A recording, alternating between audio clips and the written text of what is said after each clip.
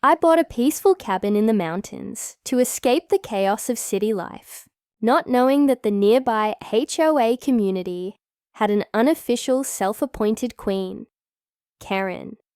My cabin isn't even part of the HOA, but that didn't stop her from marching over one afternoon, clipboard in hand, informing me that my firewood stack was an eyesore and that she'd be reporting me to the HOA.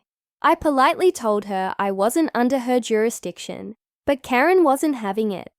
A few days later, 2 men in black polos with HOA security stitched on the front showed up unannounced, demanding to inspect the premises.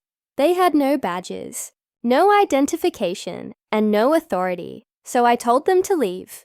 Instead, they started taking pictures of my property and muttering about fines. That's when fate, and perfect timing, intervened. My cousins, both Army veterans, had just rolled up the dirt path to my cabin on their roaring Harleys for our weekend hunting trip. The sound of those engines alone was enough to make the so-called security guards freeze mid-photo. My cousins, all muscle and attitude in their leathers, dismounted and approached. "Is there a problem here?"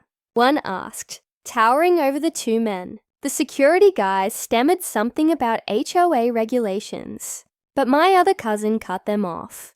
"This cabin isn't even part of your HOA. You're trespassing." With that, they turned tail and practically sprinted to their SUV, tires spitting gravel as they fled. Later that evening, we were sipping beers by the fire when Karen herself came marching back, fuming.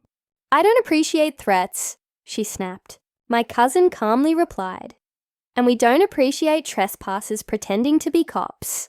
Karen huffed off, but we haven't seen her, or her fake security goons, since, turns out, she'd sent her nephew and his friend to intimidate me.